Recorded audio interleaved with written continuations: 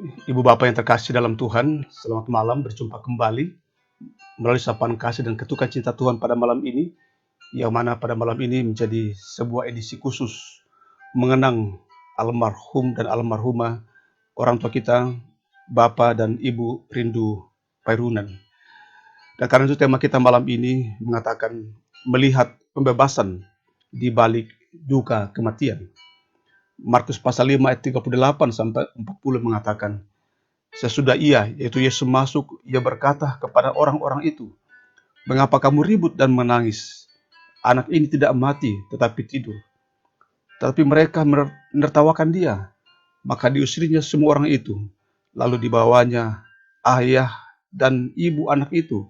Dan mereka yang bersama-sama dengan dia masuk ke kamar anak itu. Saudara, di rumah kepala rumah ibadat Yairus, ratapan duka terdengar. Tangisan kesedihan pecah, tawa dan keceriaan yang bertahun-tahun mengisi semua ruang keluarga, kini berubah seketika, berubah sekejap. Rumah itu menjadi sepi, yang terdengar hanyalah tangisan. Di rumah Yairus semua mata dan hati hanya melihat kematian sebagai peristiwa yang menorehkan duka, kematian sebagai yang menorehkan kesedihan, membuat mata dan pipi basah. Bahkan mungkin ada yang melihatnya sebagai bencana. Dan ketika Yesus datang ke rumah Yairus, Yesus berkata, mengapa kamu ribut dan menangis? Saudara, apa arti perkataan Yesus ini? Disinilah perbedaan yang sangat signifikan antara cara pandang Yesus dengan cara pandang manusia pada umumnya tentang kematian. Yesus melihat kematian sebagai peristiwa pembebasan dan terbukanya kehidupan abadi. Dalam Wahyu pasal 14 ayat 13 mengatakan, dan aku mendengar suara dari surga berkata, tertuliskanlah, berbahagialah orang-orang yang mati dalam Tuhan sejak sekarang ini. Sungguh kata Roh, supaya mereka boleh beristirahat dari jerih lelah mereka, karena segala perbuatan mereka menyertai mereka. Yesus menyuruh orang banyak itu keluar dari rumah Yairus. Artinya apa, ibu bapak yang terkasih dalam Tuhan? Yesus ingin mengajarkan dan membimbing setiap kita yang berduka untuk membawa masalah kita hanya kepada Yesus. Sebab acap kali atau sering kali dalam pergumulan yang berat, justru suara-suara dari luar yang mungkin membuat kita makin tertekan. Ketika penghiburan-penghiburan yang semu, Yesus mau dalam gumul kesedihan, Yesus mau dalam kematian, mata kita hanya menatap padanya. Dalam kematian, dalam pergumulan, Yesus mau hanya suara dan perkataannya saja yang kita dengar.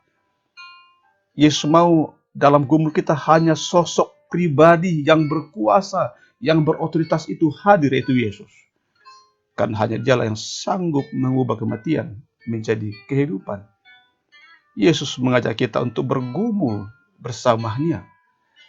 Sesudah di masa COVID-19 ini, ada banyak kita yang tidak dapat berkumpul bersama keluarga kita, menyaksikan dan memakamkan kematian orang-orang yang kita kasihi.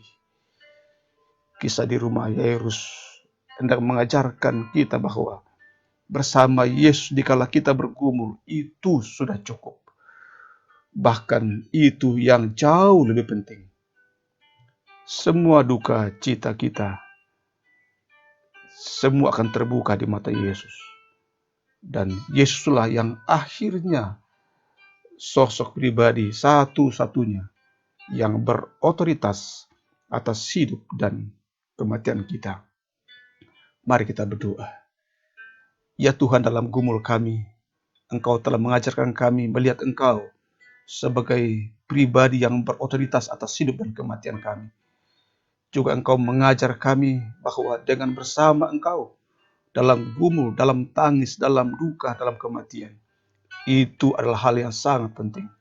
Walau sesungguhnya sebagai rasa kemanusiaan kami merindukan keluarga hadir dan hadir dikala kami bergumul menghadapi duka cita.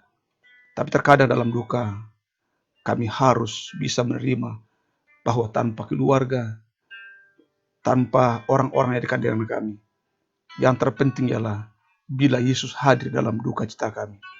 Sebagai jemaatmu saat ini kami berduka cita atas meninggalnya orang tua kami, Om Rindu Parunan, dan beberapa waktu yang lalu, Oma yang kami kasihi, dan juga beberapa kami, keluarga kami jemaatmu yang lainnya, yang berduka cita atas meninggalnya orang-orang yang sangat kami kasihi. Buatlah mata kami melihat pembebasan dan keabadian di balik kematian. Lindungi kami malam ini Tuhan, malam-malam yang masih penuh gumul, hingga besok pagi kami boleh bangun, tetap dalam juang, dalam kuasa dan kasih-Mu. Saudara, mari dalam juang yang masih tersisa, kita menantikan Tuhan. Akhirnya, buka hati dan imanmu kepada Tuhan, dimanapun saudara berada, dan terimalah berkat daripadanya. Tuhan memberkati engkau dan melindungi engkau. Tuhan menyinari engkau dengan wajahnya dan memberi engkau kasih karunia. Tuhan menghadapkan wajahnya kepadamu dan memberi engkau damai sejahtera. Amin.